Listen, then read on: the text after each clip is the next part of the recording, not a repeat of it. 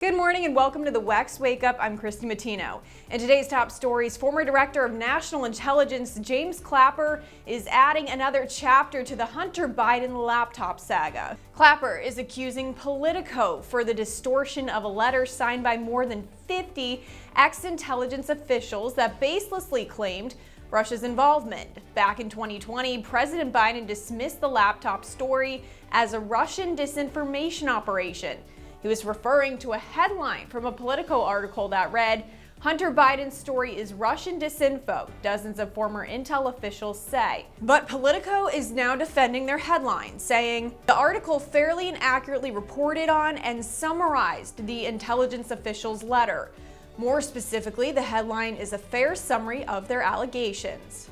And could a battle be brewing in the Republican Party? Nikki Haley is set to become the second major declared candidate for the party's presidential nomination, but if she announces, she will also spark a battle between former President Donald Trump and those who advised him on foreign policy. Haley is about to make a major announcement on her political future on Wednesday. And in health news, a great debate over ethics this morning on whether brainstem dead women's bodies should be used for surrogate pregnancies. The idea of whole body gestational donations goes back decades, but the idea has been recently resurrected and shared all across social media. A University of Oslo ethicist wrote an essay that says a woman who is brainstem dead cannot recover and therefore can be a host for unborn babies. But the concept has received backlash online, saying that women's bodies shouldn't be used as vessels or commercialized to create children.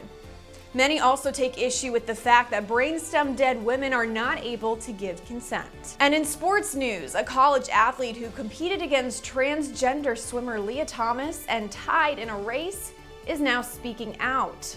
We go behind the awards podium where they hand out the trophies and you're kind of paraded out. The NCAA official looks at me and says, "Great job. You guys tied. We only have one trophy and we're going to give it to Lia." And so I press him and I say, "Okay, can I ask you why you're giving this trophy to Lia?" And he said, "Well, for photo purposes, Lia has to have it." In that moment, I felt like we as women were being mocked. We were being reduced to a photo op to validate the feelings of and the identity of a man. Riley Gaines, a 12-time NCAA All-American swimmer for the University of Kentucky, tells the Washington Examiner that she was too scared to speak out against the widely debated topic of transgenders in sports. But many Democrats are on board with the idea of letting transgenders compete on certain sports teams. President Joe Biden has come out publicly in support of transgender people to choose the bathroom they identify with. The president is also actively trying to rewrite Title IX in order to include the rights of transgender youth in sports. You can watch our full exclusive interview with Riley Gaines at washingtonexaminer.com. That's the trending stories for today. Be sure to follow us on social media to keep up with all the trending topics in politics.